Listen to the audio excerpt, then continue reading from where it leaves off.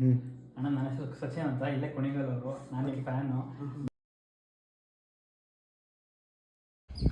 Good morning friends, welcome back to Sachin ಗೌಡ್ರು YouTube and Instagram page friends. ಇವತ್ತು ನನ್ನ friend Lohith ಅನ್ನೋನ್ನ meet ಮಾಡೋಣ ಅಂತ ಹೋಗ್ತಾ ಇದ್ದೀನಿ ಫ್ರೆಂಡ್ಸ್. ಬನ್ನಿ ಹೋಗೋಣ. ಗಾಯ್ಸ್, ಅಲ್ಲಿಂದ ರೈಲ್ವೆ ಸ್ಟೇಷನ್ ರೋಡಲ್ಲೇ ಹೋದೆ ಫ್ರೆಂಡ್ಸ್. ಅಲ್ಲಿಂದ ಶಾರ್ಟ್ ಕಟ್ ಸಿಗುತ್ತೆ. ಆಮೇಲೆ ಫ್ರೆಂಡ್ಸ್, ನನ್ನ ಫ್ರೆಂಡ್ ಮನೆಗೆ ಬಂದು ಲೋಹಿತ್ ಅವ್ರ ಮನೆಗೆ ವೆಯ್ಟ್ ಮಾಡ್ತಾಯಿದ್ದೆ.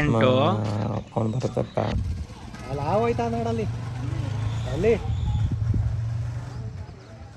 ನಾನು ಈಗ ಡೈಲಿ ಬ್ಲಾಗ್ ಸ್ಟಾರ್ಟ್ ಮಾಡ್ತಾ ಇದ್ದೀನಿ.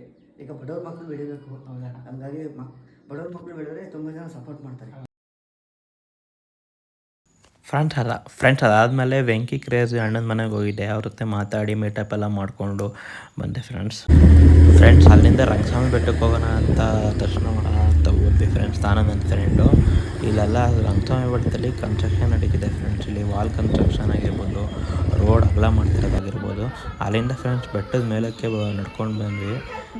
ಬೈಕ್ ಅಲ್ಲೇ ಕೆಳಗಡೆ ನಿಲ್ಲಿಸ್ಬಿಟ್ಟು ಬನ್ನಿ ಫ್ರೆಂಡ್ಸ್, ಇಲ್ಲಿ ದರ್ಶನ ಮಾಡೋಕ್ಕೆ ಹೋಗೋಣ ಈಗ.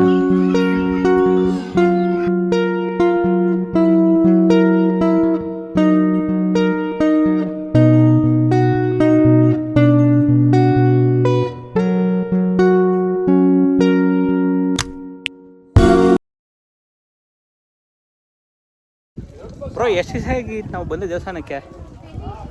ಬಂದಾಗಲೇ 6 ತಿಂಗಳು. ನಾನಾಗಲೇ ಒಂದು ವರ್ಷನೇ ಆಯಿತು ಬ್ರೋ ರಂಗಸ್ವಾಮಿ ಬೆಟ್ಟಕ್ಕೆ ಬಂದು.